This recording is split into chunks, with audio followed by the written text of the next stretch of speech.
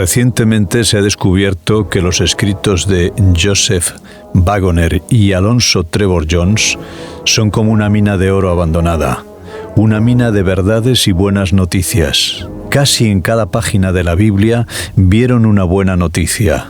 De todo esto resulta algo conmovedor que hace vibrar el corazón para siempre. Es fácil ser salvo y difícil estar perdido si comprendemos hasta qué punto la buena noticia es buena. Es con inmenso placer que presentamos estos deliciosos bocados cotidianos de buenas noticias. Pueda producir a todos vosotros tanto placer oírlas como a nosotros reunirlas y llevarlas a vuestros oídos. Hoy, el Dios de Josafat sigue a la escucha.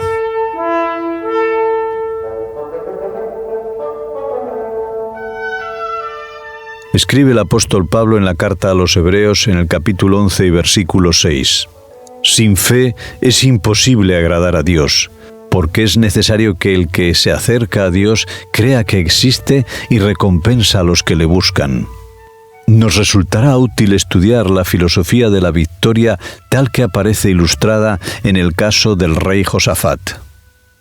Volvemos al libro Segunda de Crónicas, en el capítulo 20 y versículos del 1 al 27. ¿Qué debió pensar el ejército enemigo? Seguramente que Israel había recibido refuerzos. Parecía inútil intentar resistir. El pánico hizo presa de ellos y cada uno tomó a su vecino por enemigo.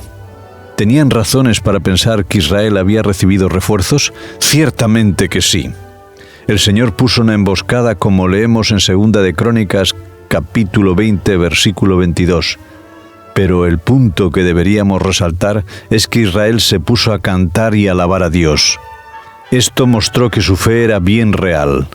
La promesa de Dios era considerada tan válida como su cumplimiento efectivo. De esta manera fueron fortalecidos, como leemos en el versículo 20. Apliquemos esto a la victoria sobre el pecado. Viene una fuerte tentación.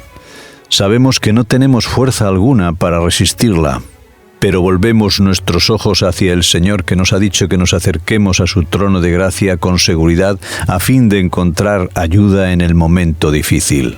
Tal como leemos en la carta del apóstol Pablo a los Hebreos en el capítulo 4 y versículo 16. Comenzamos nuestra oración no recordando tristemente cuál es nuestra debilidad, sino reconociendo con gozo cuál es el poder de Dios. Si comenzamos exponiendo nuestras debilidades o el carácter desolador de la situación, nos colocamos por delante de Dios. En este caso, Satanás nos sumergirá en las tinieblas y solo veremos nuestra debilidad. Aunque nuestros gritos y súplicas sean fervientes y llenas de angustia, serán vanas. Les faltará el elemento esencial, creer que Dios existe y que es tal cual se revela. Pero cuando partimos de un reconocimiento del poder de Dios, entonces podemos a continuación afirmar nuestra debilidad en toda seguridad, porque haciendo así ponemos nuestra debilidad del lado de su poder y el contraste entre las dos hace surgir el ánimo.